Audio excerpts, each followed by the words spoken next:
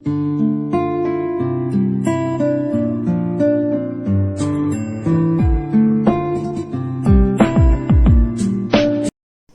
ಪರಿಶುದ್ಧವಾದ ನಾಮಕ್ಕೆ ಸ್ತೋತ್ರವಾಗಲಿ. ದೇವರು ನೆನ್ನೆಯಿದ್ದ ಹಾಗೆ ಇವತ್ತಿರುವ ಹಾಗೆ ನಿತ್ಯ ನಿರಂತರವೂ ನೆಲೆಯಾಗಿದ್ದಾನೆ. ಆಮೆನ್. Hallelujah, hallelujah.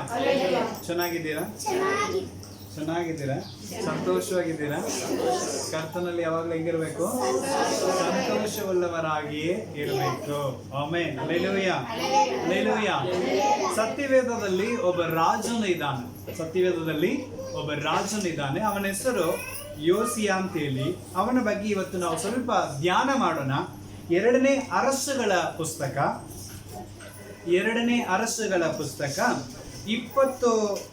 23ನೇ ಅಧ್ಯಾಯ.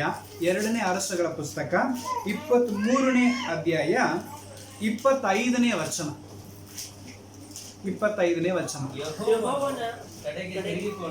ಯೆಹೋವನ ಕಡೆಗೆ ತಿರುಗಿಕೊಂಡು ಪೂರ್ಣ ಮನಸ್ಸಿನಿಂದಲೂ ಪೂರ್ಣ ಪ್ರಾಣದಿಂದಲೂ ಪೂರ್ಣ ಬಲದಿಂದಲೂ ಮೋಶೆಯ ಧರ್ಮಶಾಸ್ತ್ರವನ್ನು ಎಲ್ಲಾ ಧರ್ಮಶಾಸ್ತ್ರಗಳನ್ನು ಅನುಸರಿಸಿದ ಯೋಷಿಯನಿಗೆ ಸಮಾನನಾದ ಅರಸನು ಮುಂಚೆಯೂ ತರುವಾಯವೂ ಇರಲೇ ಇಲ್ಲ. ಆಮೆನ್. Hallelujah, hallelujah. ವಾಕ್ಯ ಎಷ್ಟು ಚೆನ್ನಾಗಿದೆ ಅಂತ. ಯೋಸಿಯ, ದೇವರ ಕಡೆಗೆ ತಿರುಗಿಕೊಂಡ ಯೋಸಿಯ. ಆಮೆನ್.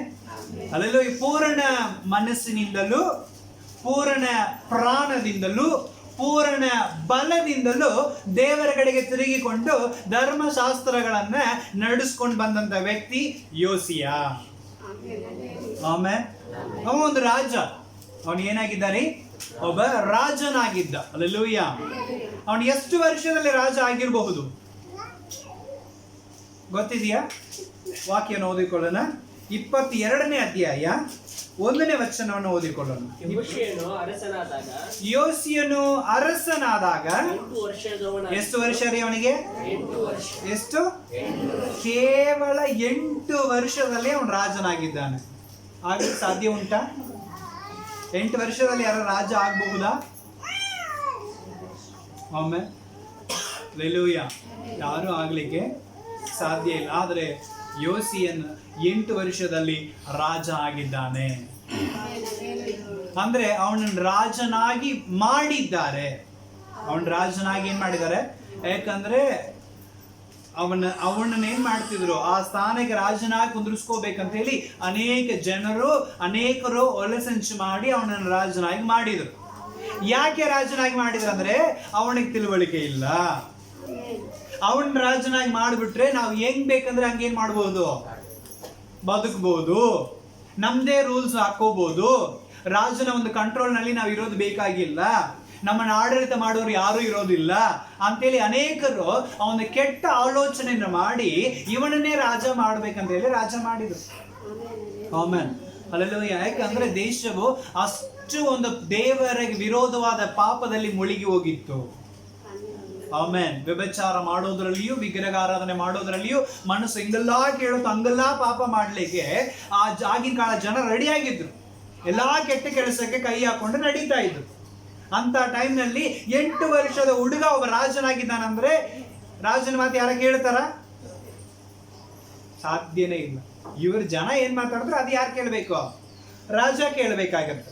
ಯಾಕಂದ್ರೆ ಅವನಿಗಿನ್ನೂ ವಯಸ್ಸಿಲ್ಲ, ತಿಳುವಳಿಕೆ ಇಲ್ಲ ಅಂತೇಳಿ ಜನ ಹೆಂಗ್ ಬೇಕಂದ್ರೆ ಹಂಗೆ ಏನ್ ಮಾಡ್ತಿದ್ರು, ಬಾಳ್ತಾ ಇದ್ರು. ಆದರೆ ಯೋಸಿಯ ಆ ವಾಕ್ಯದಲ್ಲಿ ನಾವು ನೋಡ್ತಾ ಇದ್ದೇವೆ.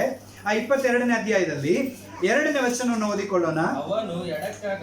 ಅವನು ಎಡಕ್ಕಾಗಲಿ ಬಲಕ್ಕಾಗಲಿ ತಿರುಗಿಕೊಳ್ಳದೆ ತನ್ನ ಪೂರ್ವಿಕನಾದ ದಾವೀದನ ಮಾರ್ಗದಲ್ಲಿ ನಡೆದು ಯೆಹೋವನ ದೃಷ್ಟಿಯಲ್ಲಿ ಒಳ್ಳೆಯವನಾದನು. ಆಮೇಲೆ ಅದಕ್ಕೆ ಚಿಕ್ಕ ಮಕ್ಕಳನ್ನ ಈಗಲೇ ವಾಕ್ಯದಲ್ಲಿ ಬೆಳೆಸ್ರಿ ಅಂತ ಯಾಕೆ ಹೇಳ್ತೀವಿ ಅಂದ್ರೆ, ಇವನು ಯೋಸಿ ಅಂತ ಒಬ್ಬ ರಾಜ 8 ವರ್ಷದಲ್ಲಿದ್ದಾಗ ಅವನು ರಾಜನಾಗಿ ಮಾಡಿದ್ದಾರೆ. ಆದರೆ ಅವನು ಆ ವಯಸ್ಸಿನಿಂದಲೇ ವಾಕ್ಯದಲ್ಲಿ ನಾವು ನೋಡ್ತಾ ಇದ್ವಿ, ಎಡಕ್ಕಾಗಲಿ ಬಲಕ್ಕಾಗಲಿ ತಿರುಗಿಕೊಳ್ಳದೆ ಆಮೇಲೆ ತನ್ನ ಪಿತೃಗಳಾಗಿರುವಂತ ದಾವೀದನ ಮಾರ್ಗದಲ್ಲಿ ನಡೆದು ದೇವರ ದೃಷ್ಟಿಯಲ್ಲಿ ಅಮೂಲ್ಯನಾಗಿದ್ದನು. ಆಮೇಲೆ ಒಳ್ಳೆ ಮಾರ್ಗವನ್ನು ಆರಿಸಿಕೊಂಡು ಒಳ್ಳೆ ರೀತಿಯಲ್ಲಿ ಜೀವನ ಮಾಡಿ ದೇವರ ಭಯಭಕ್ತಿಯಲ್ಲಿ ಬೆಳೀತಾ ಬಂದಂತ ಒಬ್ಬ ವ್ಯಕ್ತಿ ಯಾರಂದ್ರೆ ಯೋಸಿಯನಾಗಿದ್ದ. ಅವನ ಅಪ್ಪ ದೇವರ ವಿರೋಧಿ, ದೇವರಿಗೆ ಇಷ್ಟವಿಲ್ಲದ ಕಾರ್ಯಗಳನ್ನು ಮಾಡ್ತಾ ಇದ್ದ. ಅವರ ಅಜ್ಜ ಅವನು ಅದೇ ತರ ಬದುಕ್ತಾ ಇದ್ದ. ಆದ್ರೆ ಇವ ಮಗ ಇವನು ತಿಳುವಳಿಕೆ ಇಲ್ಲದೆ ಕಾಲದಲ್ಲಿಯೇ ದೇವರಲ್ಲಿ ಬೆಳೀತಾ ಇದ್ದ. ಆಮೇಲೆ ಅರ್ಥ ಆಯ್ತಲ್ಲ ಪ್ರಿಯರೇ? ಯಾಕಂದ್ರೆ ಇವತ್ತು ಅನೇಕರು ದೇವರ ವಾಕ್ಯ ಗೊತ್ತಿದೆ, ದೇವರ ಕಾರ್ಯಗಳು ಗೊತ್ತಿದೆ, ದೇವರ ಆಶೀರ್ವಾದಗಳನ್ನು ಹೊಂದಿಕೊಂಡಿರ್ತಾರೆ, ದೇವರ ಕಾರ್ಯಗಳೆಲ್ಲ ಗೊತ್ತಿದ್ರು ಕೂಡ ಇವತ್ತು ಅನೇಕರು ಮಾಡುವಂತ ಕಾರ್ಯ ಏನ್ ಗೊತ್ತಾ? ಇಲ್ರಿ, ಮನೇಲಿ ನಡ್ಸ್ಕೊಂಡ್ ಬಂದಾರ ನಾವು ನಡ್ಸ್ಕೊಂಡು ಹೋಗ್ಬೇಕು, ಹಿರಿಯರು ಮಾಡ್ಕೊಂಡು ಬಂದಾರ್ರೆ ನಾವು ಮಾಡ್ಕೊಂಡು ಹೋಗ್ಬೇಕು, ಅವ್ರು ಏನ್ ಮಾಡಿದಾರ ನಾವು ಮಾಡ್ಕೊಂಡು ಹೋಗ್ಬೇಕು. ಇವತ್ತು ಅನೇಕರ ಜೀವಿತದಲ್ಲಿ ಅದೇ ಇದೆ. ಅದೇ ಪ್ರಕಾರ ಯೋಸಿಯ ತೀರ್ಮಾನ ಮಾಡಲಿಲ್ಲ. ಅವ್ರು ಹೆಂಗ್ ನಡೆದ್ರು ನನಗೆ ಗೊತ್ತಿಲ್ಲ, ನಮ್ಮ ಅಜ್ಜ ಹೆಂಗ್ ನಡೆದ್ರು ನಮಗೆ ಗೊತ್ತಿಲ್ಲ, ಆದ್ರೆ ನಾನಾದ್ರೂ ದೇವರ ಮಗನಾಗಿ ನಡೀತೀನಿ ತೀರ್ಮಾನ ತಗೊಂಡು ನಡೀತಾ ಇದ್ದ. ಅಲ್ಲೇಲೂಯ್ಯ, ಅಲ್ಲೇಲೂಯ್ಯ. ಬಲಕ್ಕೂ ತಿರುಗಲಿಲ್ಲ, ಎಡಕ್ಕೂ ತಿರುಗಲಿಲ್ಲ. ಅದ್ರ ಅರ್ಥ ಏನ್ರಿ? ತಲೆ ತುಂಬುವವರು ಬಲಕ್ಕೂ ಇದ್ರು ಎಡಕ್ಕೂ ಇದ್ರು ಅಂತ ಅರ್ಥ. ದಾರಿ ತಪ್ಪಿಸೋರು ಬಲಕ್ಕೂ ಇದ್ರು ಎಡಕ್ಕೂ ಇದ್ರು. ಅಲ್ಲೇಲೂಯ್ಯ. ಆದ್ರೆ ಯಾರ ಮಾತಿಗೆ ಅವನ ಲಕ್ಷ್ಯ ಕೊಟ್ಟಿಲ್ಲ, ಯಾರ ಮಾತಿಗೆ ಅವನ ಕಿವಿ ಕೊಟ್ಟಿಲ್ಲ, ಯಾರ ಆಲೋಚನೆಯನ್ನು ಅವನಿಗೆ ಕೇಳಲಿಲ್ಲ. ಅಲ್ಲೇಲೂಯ್ಯ. ಅವನು ನೇರಾಗಿ ಯಾರನ್ನು ನೋಡ್ತಾ ಇದ್ದಾನಂದ್ರೆ ದೇವರೊಬ್ಬನ ಮಾತ್ರ ನೋಡ್ತಾ ಇದ್ದ, ದೇವರ ಮಾರ್ಗದಲ್ಲಿ ನಡೀತಾ ಇದ್ದ, ದೇವರ ವಾಕ್ಯಗಳಲ್ಲಿ ಪ್ರಕಾರವಾಗಿ ನಡೀತಾ ಇದ್ದ. ಅಲ್ಲೇಲೂಯ್ಯ, ಅಲ್ಲೇಲೂಯ್ಯ. ಆದ ಕಾರಣ ಅವನನ್ನ ದೇವರ ಆಶೀರ್ವಾದ ಮಾಡಿದರು. ಆಮೇಲೆ ಅಲ್ಲೇಲೂಯ್ಯ. ಸುಮಾರು ಅವನಿಗೆ ಅವನ ಆಳ್ವಿಕೆ ಮಾಡುವಂತ 12ನೇ ವರ್ಷ, ಯೋಸಿಯ ರಾಜ ಆಳ್ವಿಕೆ ಮಾಡ್ತಾ ಇದ್ದಂತ 12ನೇ ವರ್ಷದಲ್ಲಿ ಅವನಿಗೊಂದು ಆಸಕ್ತಿ ಬರ್ತಾ ಇದೆ. ನಮ್ಮ ದೇಶದಲ್ಲಿರುವಂತ ಎಲ್ಲಾ ಕೆಟ್ಟತನವನ್ನು ನಾನು ದೂರ ಮಾಡಬೇಕು, ನನ್ನ ದೇಶದಲ್ಲಿರುವಂತ ದೇವರ ವಿರೋಧವಾದ ಎಲ್ಲ ಕೆಟ್ಟತನವನ್ನು ನಾನು ಏನ್ ಮಾಡಬೇಕು? ದೂರ ಮಾಡಬೇಕು, ನನ್ನ ದೇಶವನ್ನು ಸ್ವಚ್ಛಗೊಳಿಸಬೇಕು ಅಂತ ಹೇಳಿ ಅವನು ದೇವರಿಗೆ ಇಷ್ಟವಿಲ್ಲದ ಎಲ್ಲಾ ಕಾರ್ಯಗಳನ್ನು ಏನ್ ಮಾಡ್ತಾ ಇದ್ದಾನೆ? ಅಗಲಿ, ದೇವರಿಗೆ ಇಷ್ಟವಿಲ್ಲದ ಬಲಿಪೀಠಗಳನ್ನು ಕೆಡವಿ, ದೇವರಿಗೆ ಇಷ್ಟವಿಲ್ಲದ ಎಲ್ಲ ಕಾರ್ಯಗಳನ್ನು ದೂರ ಮಾಡಿ ತನ್ನ ದೇಶವನ್ನು ಮಾತ್ರವಲ್ಲದೆ ತನ್ನ ಸುತ್ತಲೂ ಇರುವಂತ ಎಲ್ಲಾ ದೇಶವನ್ನು ಕೂಡ ಅದೇ ರೀತಿ ಪಾಲಿಸಬೇಕನ್ನುವ ಮಟ್ಟಿಗೆ ಅವನ ಆಸಕ್ತಿಯನ್ನು ತೋರಿಸಿ ಅಷ್ಟು ವೈರಾಗ್ಯವಾಗಿ ಏನ್ ಮಾಡ್ತಿದ್ನನ್ರಿ? ಚಲಿಸ್ತಾ ಇದ್ದನು. ಆಮೇಲೆ ಸುಮಾರು ನೋಡ್ರಿ 12ನೇ ವರ್ಷ ಅಂದ್ರೆ ಅವನಿಗೆ ಹೆಚ್ಚು ಕಡಿಮೆ 20 ವರ್ಷ ಇರ್ಬೋದು ಅಷ್ಟೇ ಅವನಿಗೆ. ಅಲ್ಲೇಲೂಯ್ಯ. ಆ 20 ವರ್ಷದಲ್ಲಿಯೇ ಅವನು ಅಷ್ಟು ವೈರಾಗ್ಯವಾಗಿ ದೇಶವನ್ನ ಶುದ್ಧಿಗೊಳಿಸಲಿಕ್ಕೆ ಬಂದಿದ್ದಾನೆ. ಆಮೇಲೆ ಆ 20 ವರ್ಷ ತನಕ ಏನ್ ಮಾಡುತ್ತಿದ್ದ ಅಂದ್ರೆ ದೇವರ ವಾಕ್ಯದಲ್ಲಿ ನಡೀತಾ ಇದ್ದನು, ದೇವರ ಬಗ್ಗೆ ಸ್ಟಡಿ ಮಾಡ್ತಾ ಇದ್ರು. ಯಾಕಂದ್ರೆ ದೊಡ್ಡ ದೊಡ್ಡ ಪ್ರವಾದಿಯಾಗಿರುವಂತ ಚೆಫನ್ಯ ಮತ್ತೆ ಯೆರೆಮೀಯನ ಕಾಲದಲ್ಲಿ ಜೀವನ ಮಾಡ್ತಿದ್ದವನು ಈ ಒಂದು ಯೋಷಿಯ. ಯೆರೆಮೀಯ ಎಂತ ದೊಡ್ಡ ಪ್ರವಾದಿ ಅಂತ ನಮಗೆ ಗೊತ್ತೈತಿ ಅಲ್ಲ? ಯೆರೆಮೀಯನ ಗ್ರಂಥಗಳನ್ನು ಓದುವಾಗ ನಮಗೆ ಗೊತ್ತಾಗುತ್ತೆ ಅವನು ತುಂಬಾ ದೊಡ್ಡ ಪ್ರವಾದಿ. ಚೆಫನ್ಯ ಅಂತ ಒಂದು ಪುಸ್ತಕ ಇದೆ, ಅವನು ಕೂಡ ದೊಡ್ಡ ಒಂದು ಪ್ರವಾದಿ. ಅಂತ ಒಂದು ಪ್ರವಾದಿಗಳನ್ನ ಕಾಲದಲ್ಲಿ ಇದ್ದವನು ಯೋಸಿಯ. ಕೆಟ್ಟ ಆಲೋಚನೆ ಕೊಟ್ಟು ತಲೆ ತುಂಬಿಸೋರು 108 ಮಂದಿ ಇದ್ರೂ ಕೂಡ ಅವನು ಒಳ್ಳೆ ಆಲೋಚನೆಗೆ ಕಿವಿಗೊಟ್ಟಿದ್ದಾನೆ. ನನಗೆ ಅನಿಸಿದ ಮಟ್ಟಿಗೆ ಅವನು ಯೆರೆಮೀಯಗೆ ಚೆಫನ್ಯಗೆ ಕಿವಿ ಕೊಟ್ಟು ಅವನು ಏನ್ ಮಾಡಿದ್ದಾನೆ? ದೇವರ ವಾಕ್ಯಗಳನ್ನು ತಿಳಿದುಕೊಂಡಿರ್ಬೇಕು. ಒಬ್ರು ಹೇಳದೇ ಇದ್ರೆ ವಾಕ್ಯಗಳನ್ನು ಕೇಳೋದು ಕಷ್ಟ, ಒಬ್ರು ಹೇಳದೇ ಇದ್ರೆ ವಾಕ್ಯಗಳನ್ನು ಕೇಳೋದು ಕಷ್ಟ. ಸಾರುವವರಿಲ್ಲದಿದ್ರೆ, ಈಗ ನಾನು ಮಾತಾಡ್ತಾ ಇರೋದಕ್ಕೆ ನೀವೇನ್ ಮಾಡ್ತಾ ಇದ್ದೀರಿ? ಒಂದು ವೇಳೆ ನಾವು ಈ ಯೋಷಿ ಅಂತ ಒಂದು ರಾಜ ಇದ್ದಾನಂತ ಗೊತ್ತಿತ್ತ ನಿಮಗೆ? ಎಲ್ಲಿದ್ದಾನೆ ಅವನು? ಸತ್ಯವೇದದಲ್ಲೇ ಇದ್ದಾನೆ. ಅಲ್ಲೇಲೂಯ್ಯ. ಇದೇ ಪುಸ್ತಕದಲ್ಲಿ ನಾವು ಎಷ್ಟೋ ಸಾರಿ ಬೈಬಲ್ನ ಓದಿ ಓದಿ ಓದಿ ಮುಗಿಸಿರ್ತೀವಿ, ಕರೆಕ್ಟಾ? ಎಷ್ಟೋ ಸಾರಿ ಓದಿರ್ತೀವಿ. ಆದ್ರೆ ಇಷ್ಟು ಸಾರಿ ಓದುವಾಗಲೂ ಇವನ್ ಬಗ್ಗೆ ನಾವು ಜಾಸ್ತಿ ಸ್ಟಡಿ ಮಾಡಿರೋಂಗಿಲ್ಲ. ನಮಗೆ ಗೊತ್ತಿರೋದು ಒಂದೇ ಒಂದು ರಾಜ ಯಾರಂದ್ರೆ ದಾವಿದ, ಅವನ್ನ ಬಿಟ್ಟರೆ ಸಾಲೋಮನ್. ಆಮೇಲೆ ಅಷ್ಟೇ ಗೊತ್ತಿರುತ್ತೆ ನಮಗೆ. ಆದ್ರೆ ಯೋಸಿಯ ಕೂಡ ರಾಜನಾಗಿದ್ದಾನಂತ ಗೊತ್ತಾ ನಮಗೆ? ಗೊತ್ತಿದ್ರು ಹಿಂಗ್ ಕೇಳಿ ಹಿಂಗ್ ಬಿಟ್ಟಿರ್ತೀವಿ, ಹಿಂಗ್ ಓದಿ ಹಂಗ್ ಬಿಟ್ಟಿರ್ತೀವಿ. ಹಲ್ಲೆಲೂಯಾ. ಆದ್ರೆ ಈ ವಾಕ್ಯಗಳನ್ನ ಧ್ಯಾನ ಮಾಡಿ ಅದನ್ನ ನಾವು ಸಾರುವಾಗ, ಅದನ್ನ ಹೇಳುವಾಗ, ಅದನ್ನ ಕೇಳುವಂತ ಹೃದಯ ಗ್ರಹಿಸಿಕೊಂಡ್ರೆ ಅಲ್ಲಿ ಕಾರ್ಯ ನಡೆಯುವಂತದ್ದಾಗಿದೆ. ಆಮೇಲೆ ಹಲ್ಲೆಲೂಯಾ. ಈಗ ಹೇಳಲಿಕ್ಕೆ ನಾವಿದ್ದೀವಿ, ಕೇಳಲಿಕ್ಕೆ ನೀವಿದ್ದೀವಿ, ಹಂಗಾಗಿ ವಾಕ್ಯ ನಡೀತಾ ಇದೆ. ಹಂಗಾಗಿ ಚೆಫನ್ಯ ಮತ್ತೆ ಯೆರೆಮೀಯ ಈ ದೇವರ ವಾಕ್ಯಗಳನ್ನ ಯೋಷಿಯನಿಗೆ ಏನ್ ಮಾಡ್ತಾ ಇದ್ರು? ಅವರು ತಿಳಿಸ್ತಾ ಇದ್ರು. ದೇವರ ವೈರಾಗ್ಯವನ್ನು ತಿಳಿಸ್ತಾ ಇದ್ರು, ದೇವರ ಕಾರ್ಯಗಳನ್ನು ತಿಳಿಸ್ತಾ ಇದ್ರು. ಆ ವಾಕ್ಯಗಳನ್ನು ಕೇಳಿ ಕೇಳಿ ಕೇಳಿ ಕೇಳಿ ಯವ್ವನ ಕಾಲದಲ್ಲಿ ಅವನ ದೇವರ ಕಡೆ ಕರೆಕ್ಟ್ ಆಗಿ ತಿರುಗಿಕೊಂಡ. ನೋಡು, ದಾರಿ ತಪ್ಪುವಂತ ಕಾಲ ಯಾವ್ದು? ಟೀನೇಜ್. 13 ವರ್ಷ ಮುಗಿದ ತಕ್ಷಣ ಮಕ್ಕಳು ನಮ್ ಕಂಟ್ರೋಲ್ ಇಲ್ಲ. ಅವ್ರಿಗೇನ್ ಬರುತ್ತೆ? ತಿಳುವಳಿಕೆ ಬಂದು ಬಿಡ್ತಾವ. ತಲೆ ತುಂಬಿಸೋ ಜಾಸ್ತಿ ಜನ ಇರ್ತಾರೆ, ಫ್ರೆಂಡ್ಸ್ ಅಂತ ಹೇಳಿ ಹಚ್ಕೊಳ್ತಾರೆ. ಅವ್ರು ಹೆಂಗ್ ಹೇಳ್ತಾರೆ ಹಂಗೆ ಕೇಳ್ತಾರೆ. ಯಾರು ಈ ಲೋಕದಲ್ಲಿದ್ದು? ಹಲ್ಲೆಲೂಯಾ. ತಂದೆ ತಾಯಿ ಮಾತುಗಳಂದ್ರೆ ದೊಡ್ಡ ವಿರೋಧವಾದ ಮಾತುಗಳು. ಅವಾಗ ನಮ್ಮ ದೊಡ್ಡ ಶತ್ರು ಯಾರಂದ್ರೆ ತಂದೆ ತಾಯಿ ಆಗಿರ್ತಾರೆ. ಯಾವಾಗ ಆ ವಯಸ್ಸಿನಲ್ಲಿ ಜಾಸ್ತಿ ಅಡ್ಡಾಡಬೇಡ, 6 ಗಂಟೆ ಅಂದ್ರೆ ಮನೆಗೆ ಬಾ. ಯಾಕ? ಜನ ಅಡ್ಡಾಡ್ಲಿಲ್ಲ ಅಂದ್ರೆ ಎದುರು ಮಾತಾಡ್ತಾರೆ. ಅವ್ರ ಜೊತೆ ಸೇರ್ಬೇಡ, ಸ್ವಲ್ಪ ನೋಡ ಅವ್ರನ್ನ ದಾರಿ ತಪ್ಪಿಸ್ತಾರ ಅಂತ ಹೇಳಿದ್ರೆ ನಿನಗೇನ್ ಗೊತ್ತೈತಿ? ಅವ್ರ ಎಂತ ಫ್ರೆಂಡ್ಸ್ ಗೊತ್ತೇನೆ ನಿನಗೆ? ಇದೆಲ್ಲ ಆ ಟೈಮ್ನಲ್ಲಿ ಮಾತಾಡ್ತಾರ. ಈ ಲೋಕದಲ್ಲಿ ಮಾತಾಡಿಸುವಂತ ಪರಿಸ್ಥಿತಿ ಬರುತ್ತೆ. ಹಲ್ಲೆಲೂಯಾ. ಆದ್ರೆ ಇವನು 8 ವರ್ಷದಲ್ಲಿದ್ದಾಗ ರಾಜನಾದ. ಆದ್ರೆ ಇವನಿಗೆ ಆಲೋಚನೆ ಕೊಡ್ಲಿಕ್ಕೆ ಅಂತ ಹೇಳಿ ದೇವರಿಬ್ಬರು ವ್ಯಕ್ತಿಗಳನ್ನ ಇಟ್ಟಿದ್ರು. ಆಮೇಲೆ ಯೆರೆಮೀಯ ಚೆಫನ್ಯ ಆಲೋಚನೆಗಳನ್ನ ಕೇಳುತ್ತಾ, ಅವರ ವಾಕ್ಯಗಳನ್ನ ಧ್ಯಾನ ಮಾಡುತ್ತಾ, ಆ ಭಯಭಕ್ತಿಯಲ್ಲಿ ಬೆಳೆದ ಕಾರಣದಿಂದ ಯವನ ಕಾಲದಲ್ಲಿ ಪಾಪದ ಜೀವಿತವನ್ನು ಮುಟ್ಟದೆ ದೇವರ ಮಾರ್ಗವನ್ನು ದೃಷ್ಟಿಸಿಕೊಂಡು ಒಳ್ಳೆ ಮಾರ್ಗದಲ್ಲಿ ನಡೀತಾ ಇದ್ದ. ಅವನಿಗೂ ಫ್ರೆಂಡ್ಸ್ಗಳು ಇದ್ದಿರಬಹುದು, ಅವನಿಗೂ ತಲೆ ತುಂಬಿಸೋರು ಇದ್ದಿರಬಹುದು. ಆದ್ರೆ ಅವನ ಬಲಕ್ಕಾಗಲಿ ಎಡಕ್ಕಾಗಲಿ ಅವನ್ ಕಿವಿಗೊಡ್ಲಿಲ್ಲ. ಬಲಕ್ಕಾಗಲಿ ಎಡಕ್ಕಾಗಲಿ ಅವನು ತಿರುಗಿಕೊಂಡಿಲ್ಲ. ಅವನು ಯಾವಾಗಲೂ ದೇವರ ವಾಕ್ಯವನ್ನು ನೋಡಿ ಮುಂದುವರಿತಾ ಇದ್ದ. Amen, hallelujah. ಹಂಗಾಗಿ ಅವನು ದೇವರ ಭಯಭಕ್ತಿಯಲ್ಲಿ ಬಂದನು. 20 ವರ್ಷ ಬಂದಾಗ ಅವನಲ್ಲಿ ಗೊತ್ತಾಯಿತು, ನಾನು ಎಲ್ಲವನ್ನು ಮಾಡ್ಲಿಕ್ಕೆ ನನಗೆ ಹಕ್ಕಿದೆ, ಅಧಿಕಾರ ಇದೆ. ಆದ್ರೆ ಎಲ್ಲವೂ ನನಗೆ ಯೋಗ್ಯವಾಗಿ ಇರೋದಿಲ್ಲ. ನಾನು ದೇವರ ಮಗನಾಗಿಯೇ ಬದುಕಬೇಕಂತ ಹೇಳಿ ದೇವರಿಗೆ ಇಷ್ಟವಿಲ್ಲದ ಎಲ್ಲಾ ಕಾರ್ಯಗಳನ್ನು ತನ್ನ ದೇಶವನ್ನು ಬಿಟ್ಟು ದೂರ ಮಾಡಿದ. ಈಗ ಸಂದರ್ಭ ಸಿಕ್ಕಿದ್ರೆ ಹೆಚ್ಚು ಜನ ಮಾಡ್ತೀವಿ.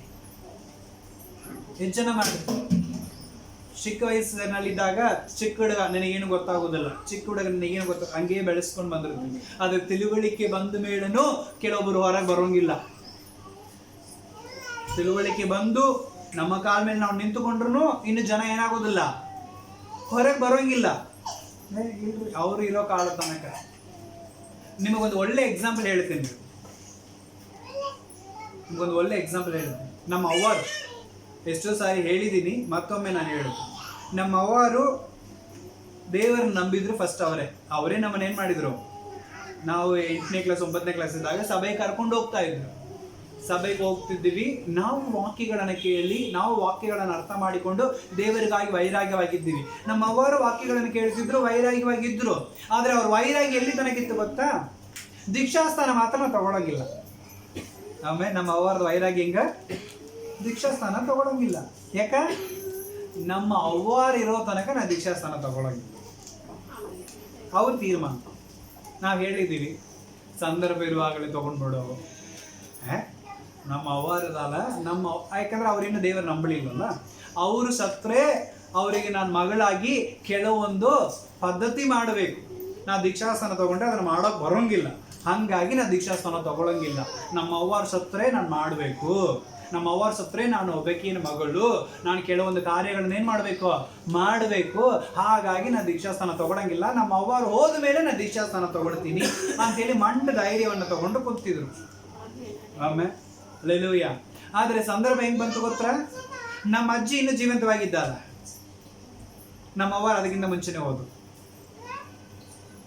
ಅರ್ಥ ಆಯ್ತಲ್ಲ? ಯಾಕಂದ್ರೆ ಇವತ್ತು ಅನೇಕರು ತಿಳುವಳಿಕೆ ಬಂದ ಮೇಲೂ ಕೆಲವೊಂದು ಕಾರ್ಯಗಳನ್ನು ಬಿಡೋದಿಲ್ಲ.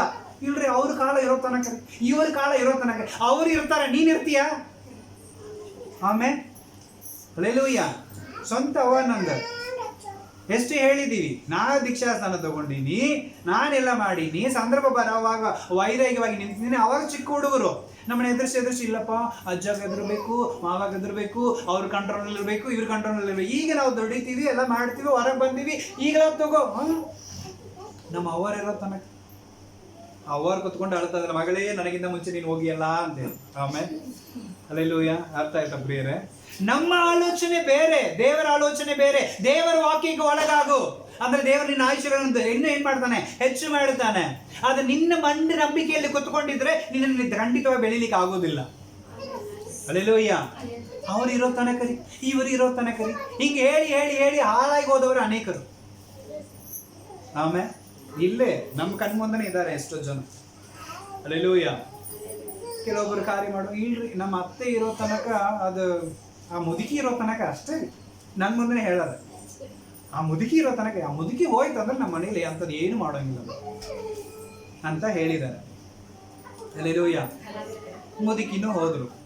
ಈಗ ಅದಕ್ಕಿಂತ ಜಾಸ್ತಿನೇ ಮನೇಲಿ ನಡೀತಾ ಇದೆ. ಆಮೇಲೆ ಪ್ರಾರ್ಥನೆ ಕಂಪ್ಲೀಟ್ ಆಗಿ ಏನಾಗಿತ್ತೆ, ಸ್ಟಾಪ್. ಇನ್ನು ಜಾಸ್ತಿ ದೇವರಿಗೆ ಇಷ್ಟಪಡದ ಕಾರ್ಯನೇ ಜಾಸ್ತಿ ನಡೀತಾ ಇದೆ. ಸುಮ್ಮನೆ ಸಂದರ್ಭ ಬರುವಾಗ ನಾವೇನ್ ಮಾಡ್ತೀವಿ ಅಂದ್ರೆ ಆ ವಾಕ್ಯಕ್ಕೆ ಒಳಗಾಗೋದಿಲ್ಲ, ನಮ್ಮ ವಿಚಾರಗಳಿಗೆ ನಾವು ಒಳಗಾಗ್ತೇವೆ. ಅರ್ಥ ಆಯ್ತಲ್ಲ ಪ್ರಿಯರೇ? ದೇವರ ವಾಕ್ಯ ಮಾತಾಡುವಾಗಲೇ ವಾಕ್ಯಕ್ಕೆ ನಾವೇನಾಗ್ಬೇಕು, ಒಳಗಾಗ್ಬೇಕು. ದೇವರು ಮಾತಾಡಿಸ್ತಾ ಇದ್ದಾನೆ, ಆ ಮಾತಾಡ್ತಾ ಇರುವಾಗಲೇ ವಾಕ್ಯಗಳನ್ನ ನಾವೇನ್ ಮಾಡ್ಕೋಬೇಕು, ಕೇಳ್ಕೋಬೇಕು. ನಾವು ಇನ್ನೂ ನಮ್ಮ ಒಂದು ಬಲ, ನನ್ನ ಒಂದು ನಂಬಿಕೆಯಲ್ಲೇ ನಾವು ಕುತ್ಕೊಂಡಿದ್ರೆ ನಮ್ಮ ಆಶೀರ್ವಾದಗಳನ್ನ ನಾವೇ ಅಡ್ಡಿಪಡಿಸ್ಕೊಳ್ತಾ ಇದ್ದೇವೆ. ಯೋಶಿಯನಿಗೆ ತಂದೆ ಇಲ್ಲ, ತಾಯಿ ಒಬ್ಬಾಕಿನೇ. ಅಂದಮೇಲೆ ಅವನನ್ನು ಹೆಂಗ್ ಬೇಕಂದ್ರೆ ಏನ್ ಮಾಡ್ಬೋದಾಗಿತ್ತು, ಅವರು ರಾಜನ ಸ್ಥಾನ ಬೇರೆ, ಜನ ಯೂಸ್ ಮಾಡ್ಕೋಬಹುದಾಯ್ತು. ಆದ್ರೆ ಅವನು ಯಾರ ಮಾತಿಗೂ ಬಲಕ್ಕಾಗಲಿ ಎಡಕ್ಕಾಗಲಿ ತಿರುಗಿಕೊಳ್ಳದೆ ದೇವರ ವಾಕ್ಯದಲ್ಲಿ ನಡೀತಾ ಇದ್ದನು. ಆಮೇನ್. ಅರ್ಥ ಆಯ್ತಾ ಪ್ರಿಯರೇ? ಇವತ್ತು ನಾವು ದೇವರ ವಾಕ್ಯಕ್ಕೆ ಒಳಗಾಗಿ ಅದರಲ್ಲಿ ನಡೆಯುವಾಗ ಖಂಡಿತವಾಗಿ ದೇವರು ನಮ್ಮ ಜೀವಿತದ ದೊಡ್ಡ ಕಾರ್ಯಗಳನ್ನು ಮಾಡುತ್ತಾನೆ. ಆಮೇನ್. ಈಗ ಯಾರಿಗೆ ನಷ್ಟ ಆಯ್ತು? ನಮ್ಮ ಅವ್ವ ದೀಕ್ಷಾಸ್ಥಾನ ತಗೊಳ್ಳದೆ ಇರೋದು ಯಾರಿಗೆ ನಷ್ಟ? ಅವರಿಗೆ ನಷ್ಟ ಆಯ್ತು. ಅಲ್ಲೆಲ್ಲೂಯ್ಯ. ಒಂದು ವೇಳೆ ದೀಕ್ಷಾಸ್ಥಾನ ತಗೊಂಡಿದ್ರೆ ಆಮೇನ್. ಅಲ್ಲೆಲ್ಲೂಯ್ಯ. ನಾವು ಹೇಳಿರ್ತೀವ್ರಿ, ನಾವು ಅಂದ್ರೆ ದೇವರು ಮಾತಾಡಿಸ್ತಾ ಇರ್ತಾನೆ. ಒಬ್ರಿಗೆ ನಾವು ವಾಕ್ಯಗಳನ್ನು ಹೇಳ್ತೀವಿ ಅಂದ್ರೆ ಅದಕ್ಕೆ ನಾವು ವಿಧೇಯರಾಗಿ ನಾವು ಮುಂದೆ ಹೋಗುವಾಗ ದೇವರು ಯೂಸ್ ಮಾಡ್ತಾನೆ. ನಮ್ಮ ಆಲೋಚನೆ ಮೇರೆಗೆ ನಾವು ಹೋದ್ರೆ ಖಂಡಿತವಾಗಿ ನಡೆಯೋದೇ ಇಲ್ಲ. ಅಲ್ಲೆಲ್ಲೂಯ್ಯ. ಸೊ ದಯವಿಟ್ಟು ನಾವು ದೇವರ ವಾಕ್ಯಕ್ಕೆ ಒಳಗಾಗಿ ಏನ್ ಮಾಡ್ಬೇಕು, ನಡೆಯಬೇಕು. ಅಲ್ಲೆಲ್ಲೂಯ್ಯ. ಆ ಟೈಮ್ನಲ್ಲಿ ಇನ್ನು ನನ್ನನ್ನು ಕೆಡಿಸ್ಲಿಕ್ಕೂ 108 ಜನ ಬಂದರು. ಇಷ್ಟು ಸೇವೆ ಮಾಡುತ್ತೀರಿ, ಇಷ್ಟು ಪ್ರಾರ್ಥನೆ ಮಾಡುತ್ತೀರಿ, ಆದರೆ ನಿಮ್ಮ ಅವರು ಇಷ್ಟು ಬೇಗ ಹೋಗ್ಬಾರ್ದಾಯ್ತು ನಮಗೆ. ಆಮೇಲೆ ಅಲ್ಲೆಲ್ಲೂಯ್ಯ. ಅಷ್ಟುಗಳ ಪ್ರಾರ್ಥನೆ ಮಾಡಿದ್ರು, ಇಷ್ಟೆಲ್ಲ ಸೇವೆಗೆ ಅಡ್ಡಾಡ್ತಿರಲ್ಲ, ದೇವ್ರು ಉಳಿಸ್ಬೇಕಾಗಿತ್ತು, ದೇವರು ನಿಮ್ಮ ಅವರನ್ನ ಕಾಪಾಡಬೇಕಾಗಿತ್ತು, ರಕ್ಷಿಸಬೇಕಾಗಿತ್ತು ಅಂತೇಳಿ ನಮಗೆ ಏನ್ ಮಾಡಿದ್ರು, ಕಿವಿಯಲ್ಲಿ ಮಾತಾಡ್ಲಿಕ್ಕೆ ಬಂದಿದ್ರು. ಆದ್ರೆ ನಾವು ಬಲಕ್ಕಾಗಲಿ ಎಡಕ್ಕಾಗಲಿ ತಿರುಗಿಕೊಳ್ಳದೆ ದೇವರ ಚಿತ್ತಕ್ಕೆ ಒಳಗಾಗಿ ಮುಂದೆ ನಡೀತಾ ಇದ್ದೇವೆ. ಆಮೆನ್. ಅಲ್ಲೆಲ್ಲೂಯ್ಯ. ಹುಟ್ಟಿದ ಮೇಲೆ ಖಂಡಿತವಾಗಿ ಸಾವು ಇದ್ದೇ ಇರುತ್ತೆ. ಆದ್ರೆ ಅವರು ದೀಕ್ಷಾಸ್ಥಾನ ತಗೊಂಡು ಸತ್ತಿದ್ರು ಇನ್ನೂ ನಮಗೆ ಸಂತೋಷವಾಗಿರ್ತಿತ್ತು. ಆಮೆನ್. ಎಲ್ಲಾ ರಕ್ಷಣೆ ಹೊಂದಿ, ಎಲ್ಲಾ ಸುವಾರ್ತೆ ಸಾರಿ, ಎಲ್ಲ ಗೊತ್ತಿದ್ರು ಒಂದು ಕಾರ್ಯ ಸಮಯ ಇದ್ದಾಗ ಅವ್ರೇನ್ ಮಾಡ್ಲಿಲ್ಲ. ಅಲ್ಲೆಲ್ಲೂಯ್ಯ. ಈಗ ಎಲ್ಲಿದ್ದಾರೆ ಅಂತ ನಾ ಜಡ್ಜ್ಮೆಂಟ್ ಮಾಡಕ್ ಬರೋಂಗಿಲ್ಲ, ತೀರ್ಪು ಕೊಡಕ್ ಬರೋಂಗಿಲ್ಲ, ದೇವ್ರ ಲೆಕ್ಕಕ್ಕೆ ಬಿಟ್ಟಿದ್ದು. ಅಲ್ಲೆಲ್ಲೂಯ್ಯ. ಆದ್ರೆ ದೇವರು ಮಾತಾಡುವಾಗ ಮಾತಿಗೆ ವಿಧೇಯರಾಗ್ಬೇಕು. ಯೋಸಿಯ ವಿಧೇಯನಾಗಿದ್ದ.